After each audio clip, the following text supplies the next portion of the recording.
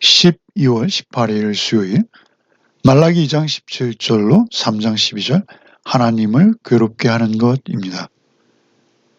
이제 이어지는 네 번째 논쟁은 그들이 하나님을 오해한 것입니다. 그리고 다섯 번째 논쟁은 11조에 관한 것이죠. 먼저 2장 17절로 3장 5절을 읽겠습니다. 너희가 말로 여호와를 괴롭게 하고도 이르기를 우리가 어떻게 여호와를 괴롭혀 드렸나이까 하는도다. 이는 너희가 말하기를 모든 악을 행하는 자는 여호와의 눈에 좋게 보이며 그에게 기쁨이 된다 하며 또 말하기를 정의의 하나님이 어디 계시냐 함이니라. 만군의 여호와가 이르노라 보라 내가 내 사자를 보내리니 그가 내 앞에서 길을 준비할 것이요 또 너희가 구하는 바 주가 갑자기 그의 성전에 임하시니 곧 너희가 사모하는 바 언약의 사자가 임하실 것이라. 그가 임하시는 날을 누가 능히 당하며 그가 나타나는 때에 누가 능히 서리요. 그는 금을 연단하는 자의 불과 표백하는 자의 잿물과 같을 것이라. 그가 은을 연단하여 깨끗하게 하는 자 같이 앉아서 레위 자손을 깨끗하게 하되 금, 은같이 그들을 연단하리니 그들이 공의로운 제물을 나 여호와께 바칠 것이라.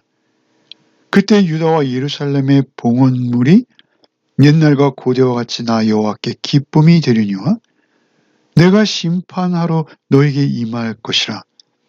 점치는 자에게와 간음하는 자에게와 거짓 맹세하는 자에게와 품꾼의 삭스에 대하여 억울하게 하며 과부와 고아를 압제하며 나그네를 억울하게 하며 나를 경외하지 아니하는 자들에게 속히 증언하리라. 만군의 여호와가 말하였느니라. 그들은 여호와를 괴롭게 하는 죄를 범합니다. 그렇게 행동하고도 그들은 자신들이 범한 죄악을 깨닫지도 못하고 전혀 그런 적이 없는 자들과 같이 살아가고 있는 것이죠. 말라기 선지자는 그들이 여호와를 괴롭게 한 죄가 무엇인지 지적하십니다. 그것은 다름 아니라 하나님을 오해하는 것이죠. 하나님께서 행악자를 기뻐하신다. 하나님은 공의를 행하지 않는다. 오해하는 것입니다. 하나님께서는 그들이 그토록 하나님을 바르게 알지 못할 때 괴로워하십니다. 우리도 누군가가 나를 오해할 때 괴로움을 경험한 적이 많이 있지 않습니까? 이런 오해는 결국 그들이 하나님이 계시지 않은 것처럼 하나님을 오해하고 하나님의 말씀을 오해하고 그렇게 살아가는 것은 그들에게 엄청나게 비뚤어진 삶으로 그들이 타락하게 되는 결과가 되는 것입니다. 그래서 하나님께서는 자신의 사자를 보내시겠다 말씀하십니다. 하나님의 사자는 바로 메시아의 길을 예비하는 어떤 그런 예비적 인물이죠. 우리가 잘 아는 세례 요한에 대한 증언입니다. 그 길을 예비한다는 것은 모든 사람의 심령을 그리스도를 믿어 회개하게 하는 것, 그것을 준비시킨다라는 것이죠. 그리고 이어서 갑자기 주가 성전에 임하실 것이라고 말씀하십니다. 그렇게 임하시는 분은 바로 너희가 사모하는 언약의 사자라고 말씀하시죠. 앞에서 언급한 네 사자는 세례 요한이요. 언약의 사자는 누구입니까? 그들에게는 오실 메시아인 것이요. 우리에게는 오신 메시아로서의 예수 그리스도이신 것이죠. 언약의 사자의 역할은 무엇입니까? 결국 하나님과 그 백성 사이에 구원의 언약을 성취하는 중보자라는 것입니다. 그들에게는 철저히 그들이 소망하는 메시아요. 우리에게는 이미 그 메시아가 오셔서 예수 그리스도이신 것을 알고 있는 것이죠. 그 언약의 사자가 임하시면 누가 그 앞에 능히 서겠는가라고 물으십니다. 초림하는 예수 앞에서도 우리는 설 수 없는 자들이었죠. 그렇게 찾아오신 메시아, 이 말라기의 1차 청중인 그들에게는 메시아죠. 그 우리에게는 예수이시고요. 그 메시아 곧 예수께서 그들을 새롭게 하셔서 결국은 하나님 앞에 설 수 있는 자들로 세우실 것이라는 것입니다. 그 메시아를 사모하고 기대하는 것, 그것이 우리의 신앙이요 믿음인 것입니다. 결국 그 기대를 가진 자들만이 겸손하게 하나님 앞에 설 수 있고 하나님 앞에 살아갈 수 있다는 것입니다. 그 앞에 서는 자들이 경험하게 될 일이 무엇입니까? 그것이 불과 잿물로 연단받는 삶입니다. 불은 맹렬한 불길이 아닌데 그 아주 태워서 흔적도 없이 사라지게 하는 그런 불은 아닙니다. 소멸하는 불이 아니라 유다의 악한 그 불순물, 그 죄악들을 제거하시려고 임하시는 불이죠. 죄로 물든 그 더러운 우물들을 태워서 제거함으로써 그들을 더욱 순도 높은 금과 은으로 재련하는 것이죠. 정제되는 것입니다. 또한 표백하는 잿물과 같을 것이다 라고도 하시죠. 그 독한 잿물로 씻겨서 흰 눈보다 더 흰 상태, 아주 그 빨래하는 자가 할 수 없을 만큼 그렇게 하얀 새로움을 입는 그러한 과정을 말씀하시는 것이죠. 결국 그들의 삶이 바뀌어 갈 것이다라는 것이죠. 메시아를 소망하고 있는 자들, 그리고 예수 그리스도를 믿는 자들 동일합니다. 3절에 그들이 결국 공의로운 제물로 하나님께 드려지게 될 것이다 라고 하는 것이죠. 공의로운 제물을 드린다라는 것은요, 그 4절 이하의 7가지 죄로 가득한 삶을 그들이 청산하고 하나님께 새로운 삶을 드린다라는 것이죠. 특별히 간음을 저지르며 그것조차도 하나님의 뜻이라고 여기던 자들, 품꾼의 삭과 그 고아와 과부를 억울하게 하고 압제하던 저들이 그 언약의 사자로 인해서 변화되어져 가는 과정입니다. 여기서 공의로운 제물을 드린다라는 것은 그들이 제물 자체가 특별히 깨끗한 제물이라는 것이라기보다는 제물을 드리는 그들의 삶이 공의로워졌다라고 이해합니다. 결국 그들은 언약의 사자, 곧 하나님의 임재로 인해서 그 삶이 바뀌어서 삶이 제사와 제물의 삶을 살게 되는 것이죠. 그들의 삶 자체가 공의로운 제물로 바뀌었다라는 의미로 보아야 합니다. 결국 메시아, 곧 예수 그리스도만이 그들을 의롭다 여김받는 삶으로 거듭나게 할 수 있는 것이죠. 그때 당시에 그들 역시 그 메시아를 대망하며 메시아께서 행하실 일을 기대하는 삶을 살아가는 것, 그 자체가 구원이요 연단의 삶인 것입니다. 우리는 예수 그리스도, 2000년 전 예수 그리스도를 우리의 육신의 눈으로 뵙진 못했습니다. 그러나 뵙지 못하고 믿는 자가 더 복되다 하시죠. 우리가 그 그리스도를 배울 수 없었지만 성령의 도우심으로 그리스도를 우리 안에 모시고, 또는 그들이 메시아가 오실 것을 기대하며 하나님의 영에 의존해서 살 때 그분이 이루실 삶을 인정하고 그 연단을 오히려 감사함으로 받으며 은혜를 사모하는 삶, 그것이 공의로운 삶이요 구원받은 자의 삶인 것입니다. 그 약한 자들, 고아와 과부, 그 나그네들조차 하나님의 백성으로 인정하며 그들을 공평하게 정의롭게 그들 앞에 행하는 삶으로 바뀌어지는 것이죠. 그것은 메시아를 대망하는 자들의 삶이요, 그 메시아를 영으로 우리 마음 가운데 모시고 사는 자들이 살아낼 수 있는 삶인 것입니다.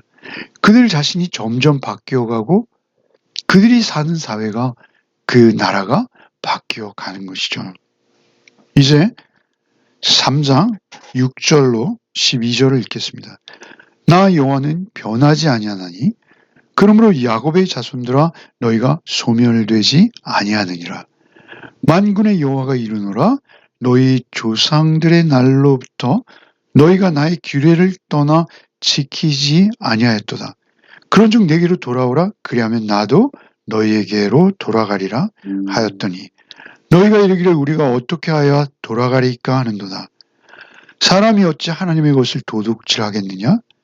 그러나 너희는 나의 것을 도둑질하고도 말하기를 우리가 어떻게 주의 것을 도둑질하였나이까 하는도다. 이는 곧 11조와 봉헌물이라. 너희 곧 온 나라가 나의 것을 도둑질하였으므로 너희가 저주를 받았느니라. 만군의 여호와가 이르노라. 너희의 온전한 11조를 창고에 들여 나의 집에 양식이 있게 하고 그것으로 나를 시험하여 내가 하늘문을 열고 너에게 복을 쌓을 곳이 없도록 붙지 아니하나 보라. 만군의 여호와가 이르노라. 내가 너희를 위하여 메뚜기를 금하여 너희 토지의 소산을 먹어 없애지 못하게 하며 너희 밭의 포도나무 열매가 기한 전에 떨어지지 않게 하리니 너희 땅이 아름다워짐으로 모든 이방인들이 너희를 복되다 하리라. 만군의 여호와의 말이니라. 이제 6절부터도 위로부터 이어지는 말씀이죠. 하나님께서 자기 백성과 언약하신 것은 절대 변하지 않고 반드시 언약의 사자 곧 메시아를 보내셔서 끝내 연단하심으로 택한 백성을 구원해 내시고야 말겠다 하시는 그 연장선상입니다. 그 6절에 소멸되지 않을 야곱의 자손은 그 유도민족 가운데 있던 공동체나 거기에 소속된 새 이스라엘을 말하는 것이죠. 그리고 나아가서는 이방인의 교회까지도 포함하는 것입니다. 너희가 연단을 받으며 내게로 돌아오면 하나님께서도 그렇게 돌아온 자들과 함께 하시겠다라고 약속하시는 것이죠. 인간 쪽에서 회개 참으로 어려운 일입니다. 죄로부터 돌이켜서 하나님을 향하는 것 거의 불가능해 보입니다. 그러나 아무리 불가능한 일일지라도 하나님께서는 회개하는 자에게 돌아오시겠다 약속하십니다. 메시아를 대망하며 늘 하나님을 향해 돌이키는 자, 하나님께서는 불가능이 없으시기에 아무리 어렵고 힘든 일일지라도 그가 아무리 하나님을 향해 멀리 나가서 떨어져 있다 할지라도 하나님은 그 먼 길도 찾아오셔서 반드시 돌아오셔서 그 구원을 완성하실 것이다 말씀하시는 것이죠. 회개는 그 복음적 은혜입니다. 그러나 이 은혜의 말씀들을 들은 저들이 우리가 어떻게 돌아가리까 라고 하나님께 반문하고 있죠. 거기에 대해서 하나님께서는 11조에 관한 말씀을 하시는 것이죠. 돌아오리까 하는 그들에 대해서 하나님의 말씀을 따르고 지키는 것을 이렇게 구체적으로 일러주시는 것이죠. 하나님께서 11조를 말씀하시는 것, 그것은 실상은 구원 얻은 자에게 베푸시는 은혜입니다. 그렇게 하나님께 돌아온 자들에게 11조는 사실 그들의 믿음의 고백이요 신앙의 고백입니다. 하나님께서 모든 것을 주셨기에 거기에 대한 반응으로 그 일부를 드리는 것에 불과한 것이죠. 구원받은 우리에게 우리의 모든 소유, 우리의 소산은 우리의 농작물, 모든 것들 하나님께로부터 온 것이다 라고 고백하는 것이죠. 사실 우리의 전 존재가 모두 남김없이 하나님의 구속의 산물인 것입니다. 하나님의 것이 된 거예요. 그렇기에 구약시대에 11조를 내지 않는 것, 그것은 하나님의 것을 도둑질하는 것이다 라고 말씀하시는 것이죠. 신약에서 11조에 관한 뚜렷한 규정이 없다라고 말하며 이런저런 말들을 합니다. 그것은 11조를 부정하는 것에 거의 가까워져 있죠, 지금. 근데 신약과 구약의 기본적인 가르침과 계명은 크게 다르지 않습니다. 신약에도 역시 무엇을 먹을까, 무엇을 마실까 걱정하지 말라.